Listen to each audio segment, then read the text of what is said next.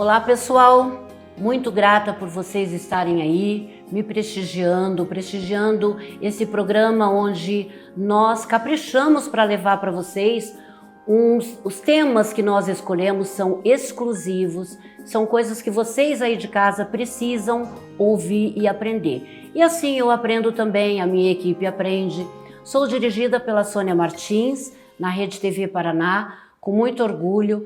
Tenho visto o meu programa, ouvido o meu programa, prestado atenção nas pessoas que se referem ao programa e sei que ele está batendo a porta e vocês aí estão se divertindo, estão aprendendo e isso para mim é muito gratificante.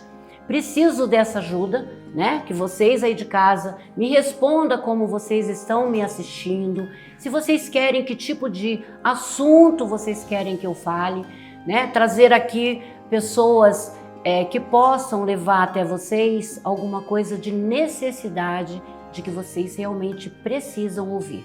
Tá bom? E esse agradecimento é de coração. Fico muito feliz quando vou em algum lugar, que alguém me conhece, que alguém vê o meu programa. Isso é muito importante, a gente receber esse feedback, né?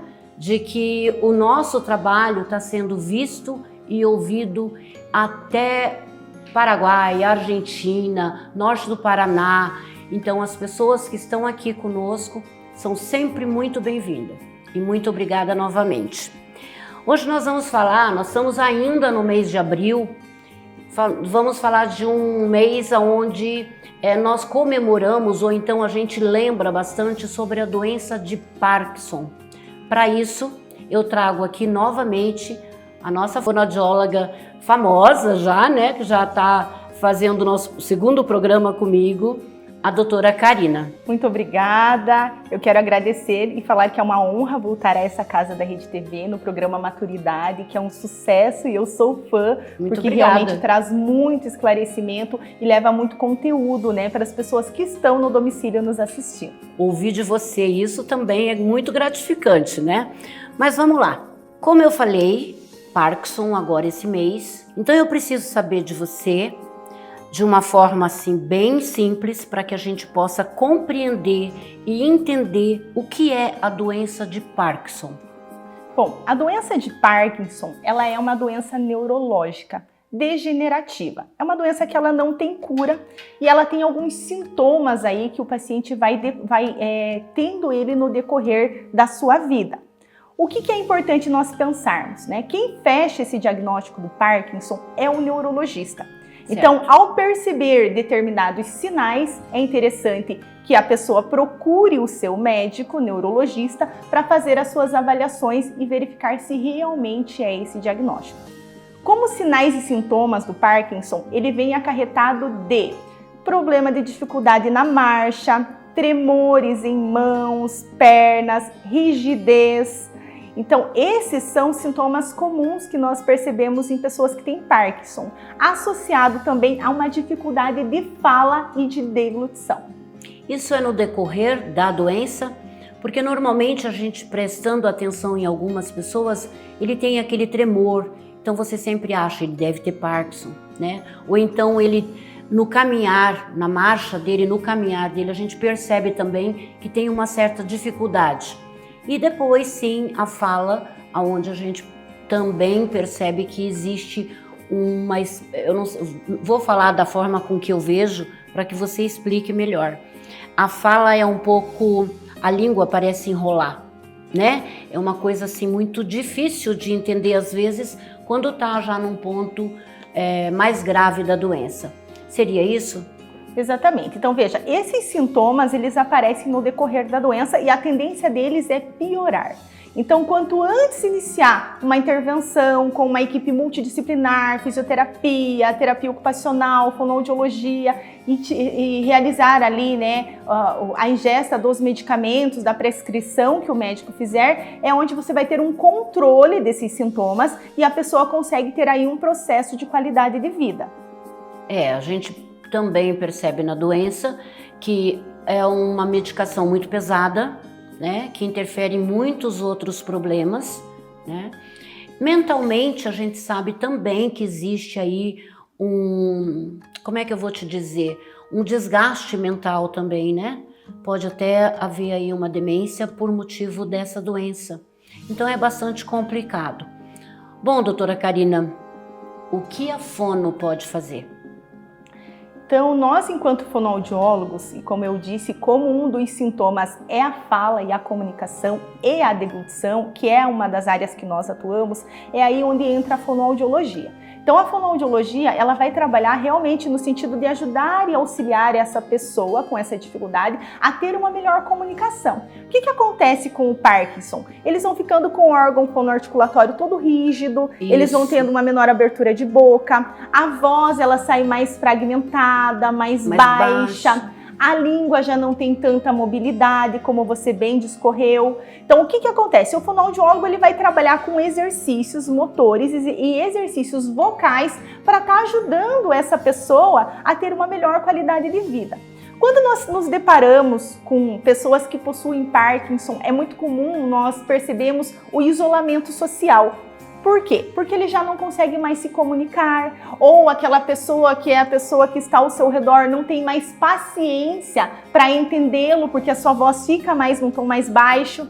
Então aí o fonoaudiólogo vai ajudar com exercícios na musculatura. Então, por exemplo, ele precisa, um dos treinos que a gente usa na fonoaudiologia é fazer com que esse paciente, ele fale num tom mais alto. Então, um exemplo que a gente costuma dar é, por exemplo, a nossa voz, ela está aqui.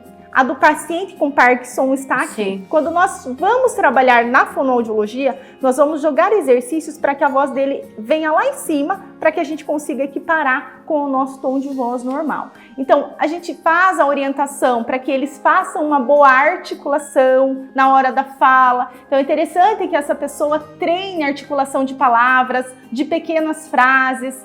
Por exemplo, treinar, eu quero ir ao banheiro, eu quero ir ao banheiro, eu quero ir ao banheiro. Vai subindo. Ir nivelando essa voz, articulando mais e tendo um tempo mais pausado de fala, para que o outro interlocutor, ele tenha um entendimento e melhore essa comunicação.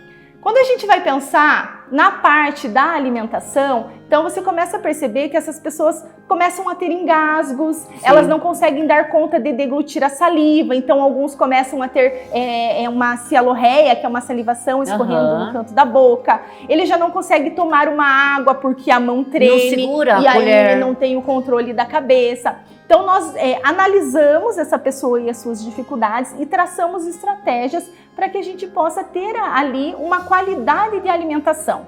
A partir do momento que essa pessoa ela se define ali com o Parkinson e começa a ter esses sintomas, então às vezes já aquele momento de alimentação, de refeição em família já não é mais prazeroso, porque ele acaba engasgando durante as refeições, ele se sente constrangido, sujando a mesa, porque tosse, cai alimento na mesa, às vezes tem alguém da família que já olha de uma forma mais inadequada para ele, então é aquela pessoa que já prefere ou não comer ou comer separadamente. Então isso vai gerando ali toda uma questão de e uma depressão, social, né? Chega a dar uma depressão, imagina, a pessoa precisa de ajuda, né? Precisa ver esse conhecimento todo. Como você chega como fonoaudióloga para a família, para explicar para a família que esse convívio deve acontecer, não só você explicando para ele como ele deve aumentar o tom de voz ou abrir a boca de uma forma diferente, se exercitar, mas a família, como você envolve isso? Porque também é muito importante a família saber o lugar dela no tratamento desse indivíduo. Sim, exatamente. Esse acolhimento da família e essa educação familiar é muito importante. Inclusive, até eu quero deixar um convite. Nós temos uma página no Instagram, que é a Paliune, que é onde é o encontro de 3 fonoaudiólogas, eu aqui no Paraná, a fonoaudióloga Luciana Luchetti de São Paulo e a fonoaudióloga Aline do Rio Grande do Sul. Nós temos lá uma página onde a gente orienta também os cuidadores, como eles devem se portar. E o porquê que é importante acolher esse cuidador, esse familiar? Porque às vezes ele também está perdido. Sim. Ele não sabe o que fazer para auxiliar aquela pessoa. Então veja, se eu estou percebendo que o meu familiar está engasgando com água, Vamos analisar, será que é só com a água? Será que é por conta do copo? Se eu substituir por um copo com canudo, por um copo com uma boca um pouco mais larga, será que ele vai se sentir melhor? Então nós precisamos instrumentalizar esse cuidador para que ele saiba como agir perante a esses acontecimentos e deixar essa pessoa acolhida e não ela ali no seu cantinho. Percebeu que está engasgando com um alimento mais seco? Coloca um caldinho, vê se isso melhora, né? Vamos proporcionar ali uma qualidade de vida para que esse sujeito se sinta inserido e acolhido pela família e a família também acolhida no sentido de eu sei o que fazer. Certo. Então é importante essa instrumentalização da família, não só na área da fonoaudiologia, mas nas outras especialidades da área da saúde que atendem esse paciente. A doença de Parkinson, ela não tem cura. Então, a tendência dela é ter uma piora, né, no decorrer ali desse processo da doença. Então, quanto antes buscar ajuda, quanto antes esse familiar for orientado, melhor esse paciente, essa pessoa que está, até peço desculpa que às vezes eu falo paciente por conta da clínica, mas quanto mais essa pessoa se sentir incluída nesse contexto familiar, aceita dentro das suas limitações, melhor é para o convívio de ambos, né? É importante bastante a gente entender realmente como surge a doença, né? Como ela evolui no seu paciente ou nesse indivíduo. A trajetória pode ser longa, né? Muitos anos, e a gente sabe que isso vai complicando um pouquinho mais, cada vez mais, né? Então, é tão importante eu não sei se é um curso ou é um ensinamento que você dá, para que as pessoas que têm esse familiar que necessita de ajuda, né, também passe para quem vai ajudá-lo, que é o cuidador, né?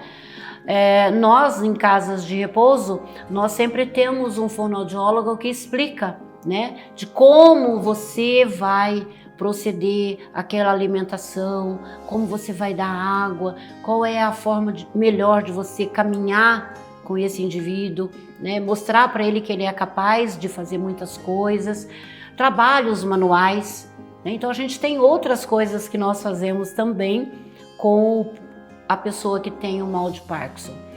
Eu vou te perguntar novamente assim, quando você é chamada, quando você ou é um médico, ou é um hospital, ou, né, como você avalia essa pessoa e diz e vê que ele não tem essa condição de deglutir, né? Que eu acho que ainda é o pior momento. É aquele que você não consegue engolir, é aquele que a tua própria saliva pode levá-lo a uma situação mais grave. E você então chega nessa casa ou nesse lar, né? E você vai instruir a família como um todo. Como eles recebem isso? Lúcia, esse é um processo que ele vai acontecendo de forma gradativa. Por quê? Porque antes nós temos que identificar quais são as prioridades dessa família, qual que é essa estrutura familiar, quem que fica com essa pessoa, como que são feitas essas refeições, ele faz essa refeição sozinha, ele faz no contexto familiar, ou como eu mencionei, por que ele deixou de fazer as refeições no contexto familiar. E o que a gente observa? A gente vai no passo a passo com essa família. Então nós vamos buscar trazer soluções para aquilo que está difícil naquele momento. O que está difícil? Está difícil se alimentar? Tá difícil falar? Eu não consigo entender. Eu tenho filhos que falam, eu não consigo entender o que a minha mãe quer. A minha mãe pede para ir ao banheiro e eu não consigo entender. Eu não consigo contar alguma coisa para minha mãe porque ela vai me perguntar ou ela vai querer interagir comigo e eu não vou ter paciência nem para entender e nem para compreender e manter esse diálogo. Então nós vamos tentar entender o que está difícil para essa família nesse momento.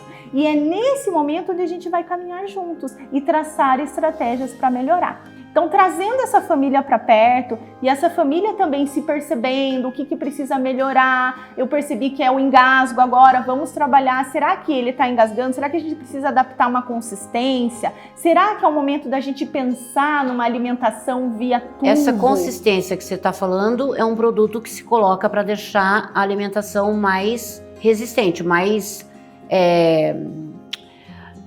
a água virar um caldo.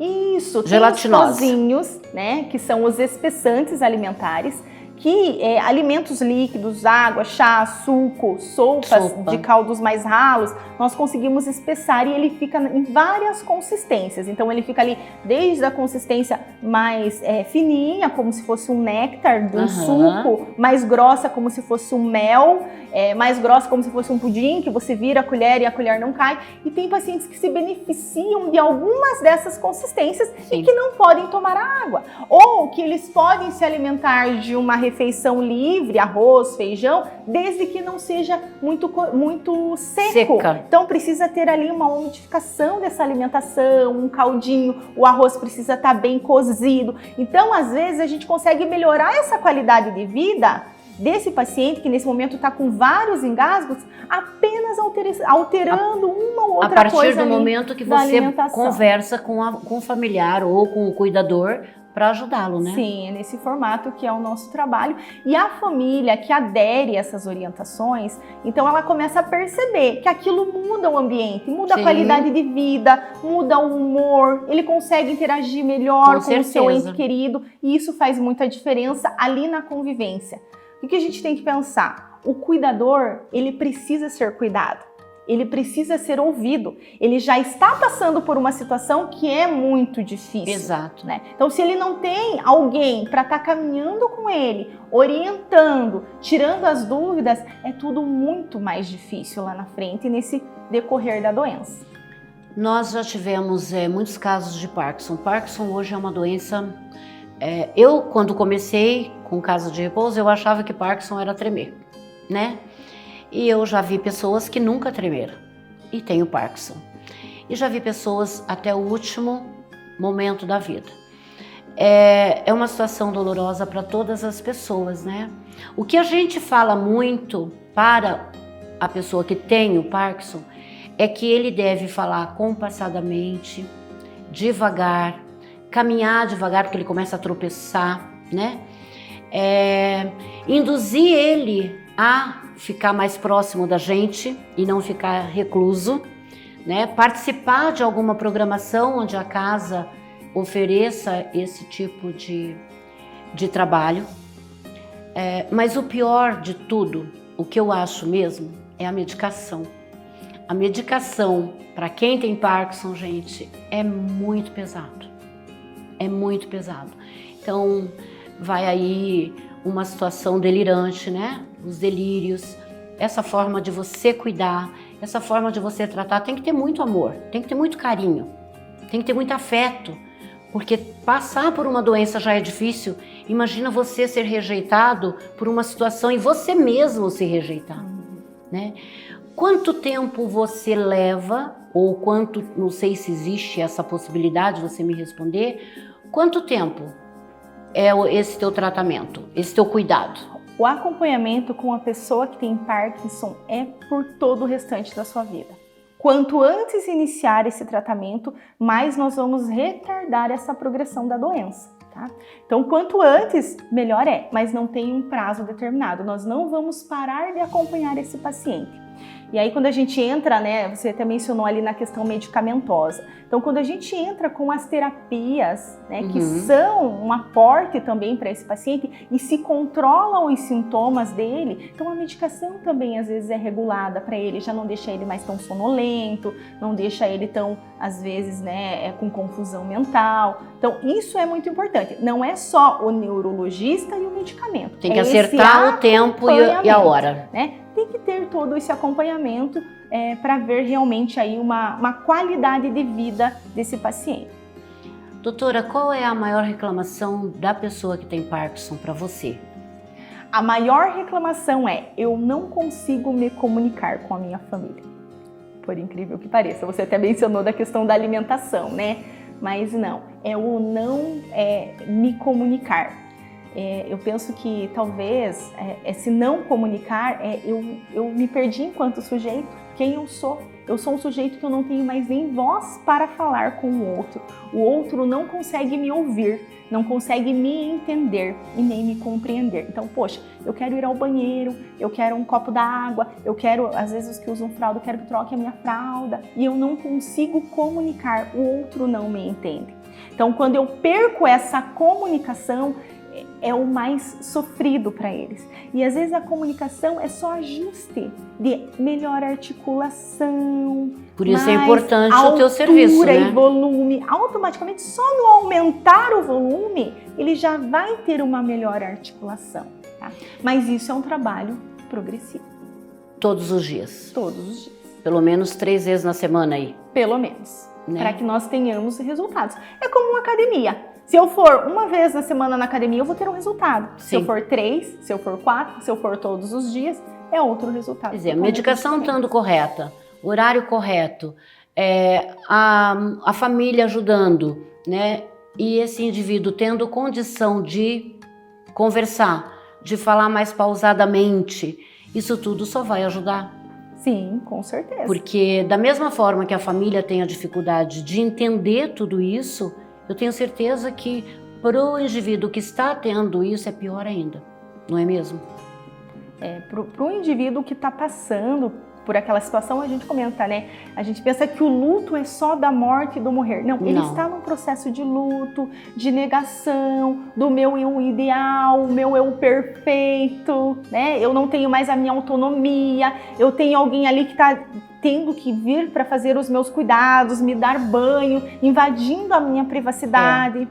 Esses tempos foi muito interessante, lembrei aqui de um relato de um paciente que ele falou para mim assim: eu tô muito triste hoje. E eu falei, mas por quê? O que aconteceu? Eu não consigo pentear o meu cabelo e a minha cuidadora penteou de um jeito que eu não gosto, mas ela não me compreendeu. Então você veja, nem a autonomia de pentear o meu cabelo do jeito que eu gosto eu tenho. E o quanto que essa comunicação impacta no meu emocional, porque eu não consigo, né? Eu não consigo e eu não consigo comunicar a forma que eu quero. Então, quando a gente pensa com esse olhar, por que eu falo quanto antes melhor? Sim. Nós sabemos que as limitações elas irão chegar.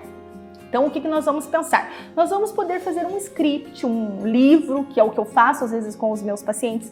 O que você gosta de comer, o que você não gosta, como que você gosta de se vestir, Sim. o que você gosta de fazer, que programa de televisão você gosta de assistir. Porque às vezes coloca um programa que a pessoa nem gosta. Nem olha. Ou, o que acontece muito, e é muito triste, infantilizar essa pessoa com Parkinson. O idoso no geral. Né? Isso então, é real. Às vezes chega, tá passando um desenho infantil. Peraí, qual que é a idade desse sujeito? Ele vai ficar assistindo um desenho infantil? E às vezes a família acha que está muito bem, obrigada, Sim, né? E não é, não é isso. É um desenho, é coisas boas. Não, qual que é a idade? Vamos tratar ele conforme a sua idade. Então, esse contexto do conhecer, do nós termos um dossiê dessa pessoa, de gostos, preferências, já vai ajudar e nortear muito essa família nos cuidados dele lá na frente, quando talvez realmente ele não consiga mais ser compreendido. Isso é muito interessante, quando eu escutando você falar, me passa um filme na minha cabeça, né? A gente começa a lembrar de tantos casos que a gente poderia ajudar até melhor. E às vezes a gente não escuta uma fonoaudióloga falar. E outra coisa, quando você também disse que você tem um grupo de fonoaudiólogas que fala sobre esses assuntos, para quem está em casa, tá? Que não tem uma fonoaudióloga na cidade, que é uma cidade pequena, né? Se ela conseguir entrar pela internet, aprender a ver a Karina falando, levar isso para eles, Karina, isso é de grande ajuda. As pessoas que há algum tempo atrás não tinham esse acesso a Instagram, ao YouTube, né, à televisão. Então, imagino que essas pessoas devem ter sofrido, como essas famílias devem ter sofrido, né? Com quanto isolamento houve sem necessidade. Porque, querendo ou não, o indivíduo está vivo e ele precisa de uma ajuda. Isso que você está fazendo vai para todas as pessoas ou existe um grupo de pessoas que você leva? Veja, nós trazemos informações no Instagram. O Instagram, ele está aberto a todos os públicos. Então, quem tiver interesse, vai lá. Vamos colocar aí direitinho, Paliune, né? O pessoal vai colocar aí. E lá nós trazemos informação. E não só para o cuidador, para o próprio paciente. Então, às vezes tem paciente que busca essa informação porque está ainda no início de doença e aí tem o doutor Google, o doutor internet, que eles querem saber tudo. Então, às vezes tem paciente que conhece mais do que ele tem do que o próprio médico que está acompanhando ele. Os outros profissionais da saúde, eu falo que ainda a nossa área da fonoaudiologia, ainda o pessoal tem uma mente limitada de que é determinado assunto ou só para troca de fala de criança e vai muito além. Então, quando vem para o fonoaudiólogo, às vezes o caso já está muito mais avançado. Sim. Né? Então, quando a gente consegue levar essa informação, trazer essa educação para a sociedade mesmo, de conhecimento de como que nós podemos contribuir, a gente consegue ir mais longe e levar mais qualidade de vida para essas pessoas que vão ter esse conhecimento. Às vezes não podem ter um fonoaudiólogo, mas tem lá dicas do que eles podem fazer para melhorar o dia a dia deles. Então, doutora Karina, nosso tempo realmente é muito reduzido. Eu quero continuar esse assunto, nós vamos ter esse assunto, nós vamos começar tudo de novo. Eu quero levar para a população, tá? Eu sempre digo que o meu programa é de utilidade pública e é de utilidade pública porque aqui nós aprendemos. Então, você aí de casa que tem esse problema, vai até o canal da doutora, procura lá, vê o que ela fala, aprende a trabalhar com a pessoa que você tem aí na sua casa. Abril não é só agora, né? Então, abril é o mês do Parkinson? Não, nós temos aí uma grande conversa, um grande tempo aí que nós vamos poder trazer para vocês novamente. Muito obrigada, doutora, e espero vê-la novamente em nosso programa. E você aí de casa, entre em nossas redes sociais. Ali vocês vão saber exatamente do que nós falamos no nosso programa. Escreve lá, coloca a sua dúvida, não deixe de participar. Isso é muito importante para todos nós, principalmente para as pessoas que vêm aqui fazer a nossa entrevista, que nós precisamos de teor, precisamos de assuntos. Então, mande a sua dúvida e eu posso, com certeza, pedir para o meu entrevistado responder para vocês. Não deixe de assistir, não deixe de ir nas nossas redes sociais e eu aguardo você novamente na semana que vem. Muito obrigada.